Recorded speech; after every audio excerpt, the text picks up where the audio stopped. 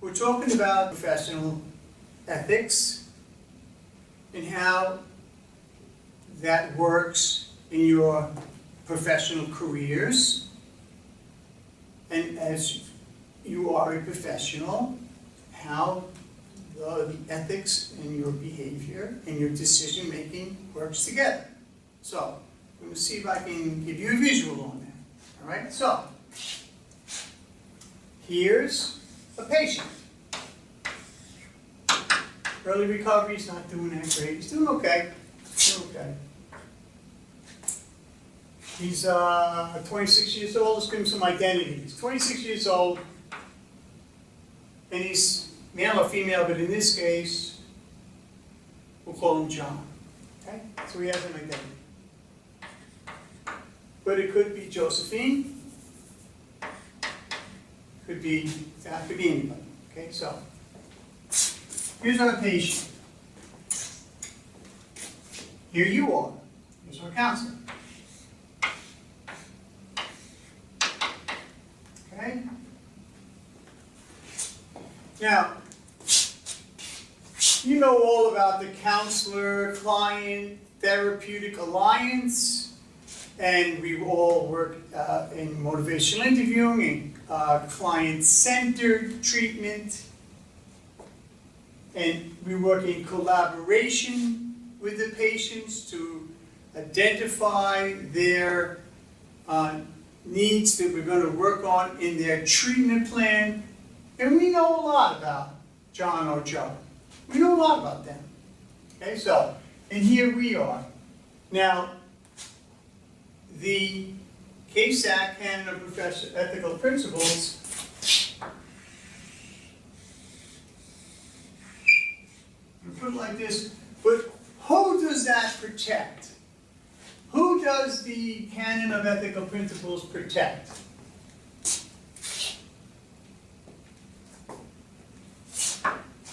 John or Joe?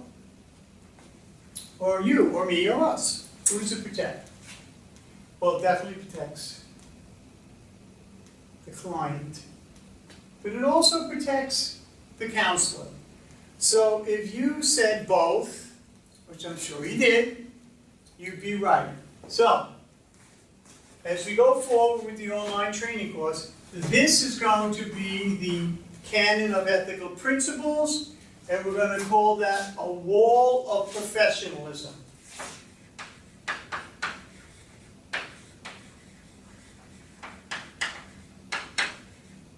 A wall of professionalism, okay? The CASAC Canon of Professional Ethics is a wall of professionalism. Okay?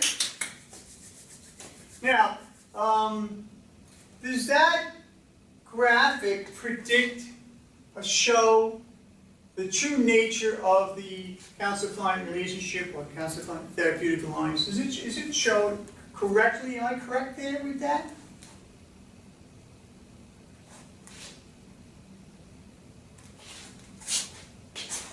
Where's my erase? Okay. Let me give you a true depiction. Here's our client. This is you, the counselor.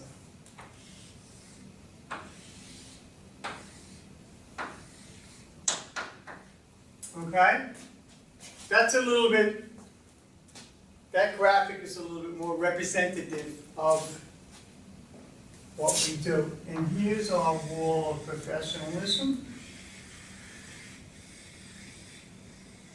Okay? So why is it like that? It's because there is an exchange of power here. This is not an equal, egalitarian relationship. The patient, the client, gives up some of their power to us. But it could be willingly, it could be not willingly, it could be a mandated client, it could be a They could be a parole officer over here, a probation officer, a DWI, courts, legal cases, and they really do give up some of their power and authority to us. Or it could just be someone who's looking for help, volunteer patient, walks in the door, whether he's chased in by monsters, or their family, or just sick and tired of being sick and tired, or they've had enough, or they want help, or they don't want help.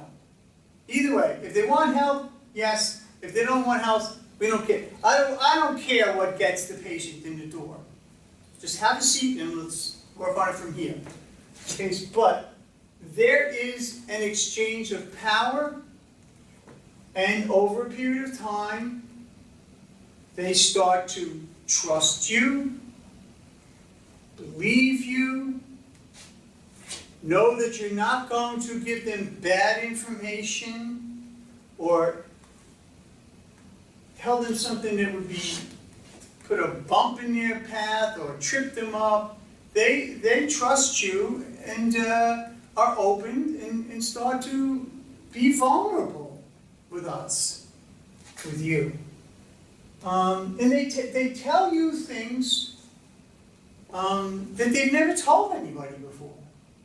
And you are someone who listens to them. And this could be the first time that someone has actually listened to them, because their family don't listen to them anymore. Their friends, their boyfriends, their best friends, because their roommates say, well, nobody wants, some people don't want anything to do with it. Doors have been shut in their face.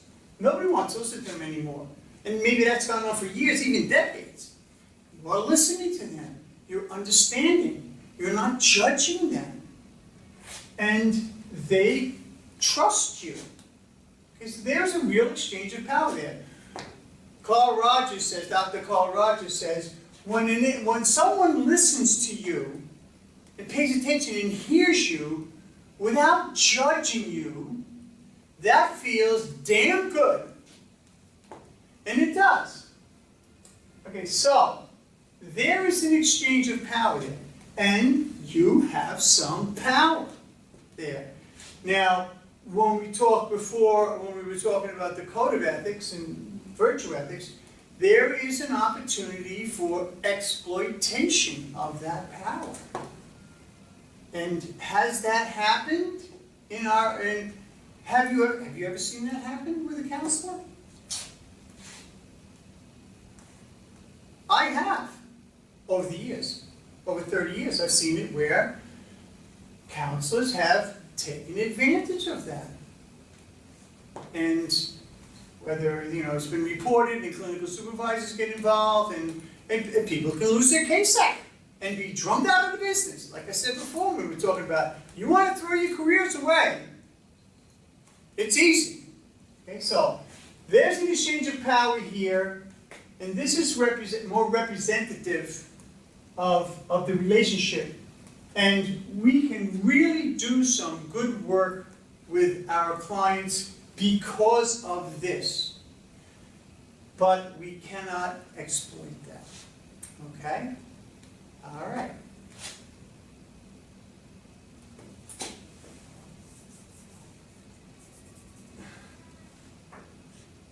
I'll just leave this like this. As we move on, you don't want to leave the door open to the dual relationship. And we're going to talk about that in this section under pitfalls. Okay? All right.